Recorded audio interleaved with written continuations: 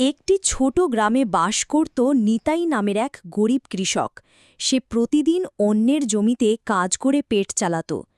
একদিন সকালে নিতাই বলল, আজ একটু আগে বের হব, মালিক বলেছিল নতুন জমিতে কাজ আছে। তুমি শরীরটাকে একটু দেখো, এই রোদে কাজ করে করে একেবারে কালো হয়ে গেছো। ফর্সা হলেই কি হবে, পেটে যদি ভাত না থাকে? আল্লাহ যেন তোমাকে রক্ষা করেন।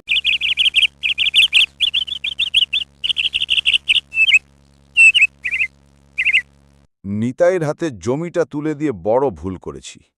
আজই হতচ্ছাড়াটাকে জমি থেকে বের করব। সারা দিন শুধু বসে থাকা। নিতাই সারাদিন জমিতে কাজ করত, কিন্তু ফসল ভালো হতো না। এই নিতাই, তোদের মতো অলস লোক আমার জমি নষ্ট করে ফেলবি? কিন্তু মালিক, আমি তো ঠিকঠাক কাজ করছিলাম। চুপ! এখনই বেরিয়ে যা এখান থেকে। আমার জমিতে তোদের দরকার নেই। রহিমা, আর যেন বাঁচতে পারছি না। মালিক আজ আমাকে কাজ থেকে বের করে দিছে। এই অপমানই তোমার শক্তি হবে। আল্লাহর উপর বিশ্বাস রাখো। তবে এখন কি করব? কাজ না করলে খাবো কি?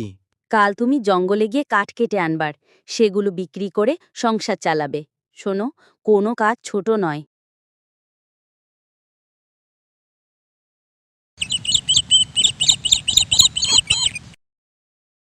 নিতাই সকাল হতেই জঙ্গলে যায় কাঠ আনার জন্য।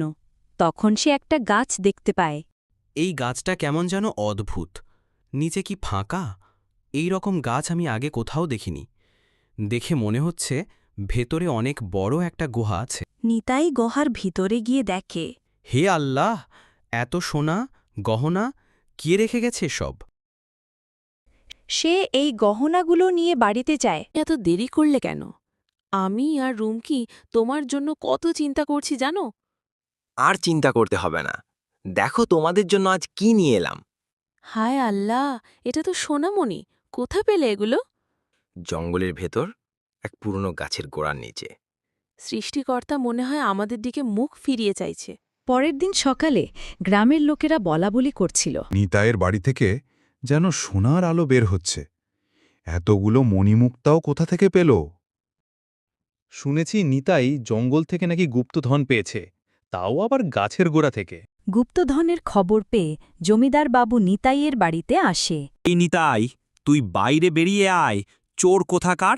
নিশ্চয়ই আমার জমির নিচে খোঁড়াখুড়ি করে গুপ্তধন পেয়েছিস, আবার সেগুলো চুরি করে নিয়ে এসেছিস। আমি কিচ্ছু চুরি করিনি জমিদার বাবু। আপনি আমাকে কাজ থেকে বের করে দেওয়ার পর আমি জঙ্গলের গেছিলাম কাঠ কাটতে, তখন একটা গাছের গোড়ার নিচে পেয়েছি। এখন আবার মিথ্যা কথাও বলছিস? আমি থানায় অভিযোগ করব।